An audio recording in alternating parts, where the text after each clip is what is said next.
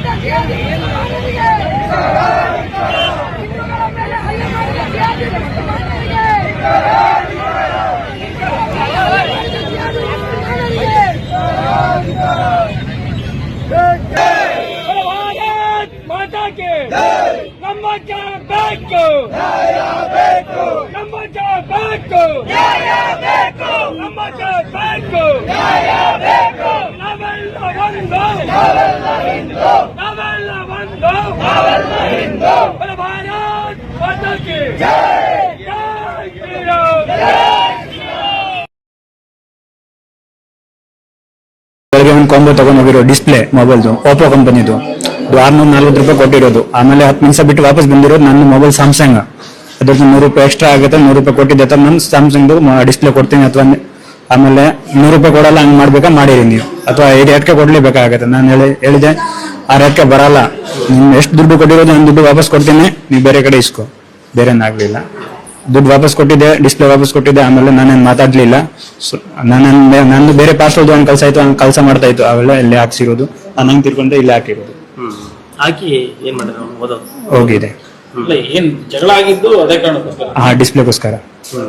Hindu Muslim ಅದಕ್ಕೋಸ್ಕರ ಏನಾಗ್ಲಿಲ್ಲ, ಡಿಸ್ಪ್ಲೇಗೋಸ್ಕರ ಆಗಿರೋದು, ಬೇರೆನಾಗ್ಲಿಲ್ಲ. ಅವನಲ್ಲಿ ಯಾವುದೇ ಇಂಟೆನ್ಷನ್ ಇರ್ಲಿಲ್ವಾ ಹಿಂದೆ ಏನಾದ್ರು ಮಾಡಿದ್ನಾ? ಇಲ್ಲ ಆತರ ಏನು ಏನ್ ಹಿಂದೂ ಮುಸ್ಲಿಂ ಅನ್ನೋ ಕಾರಣ? ಇಲ್ಲ ಇದು ಡಿಸ್ಪ್ಲೇಗೋಸ್ಕರ ಆಗಿರೋದು. ನಿಮ್ಮ ಹೆಸರು? ವಿಕ್ರಮ್ ಚೌಧರಿ. ಸಬ್ಸ್ಕ್ರೈಬ್ ಮಾಡಿಕೊಳ್ಳಲು ಕೂಡಲೇ ಪಕ್ಕದಲ್ಲಿ ಕಾಣುವ ಬೆಲ್ ಐಕಾನ್ ಕ್ಲಿಕ್ ಮಾಡಿ ನೋಟಿಫಿಕೇಶನ್ ಪಡೆಯಿರಿ.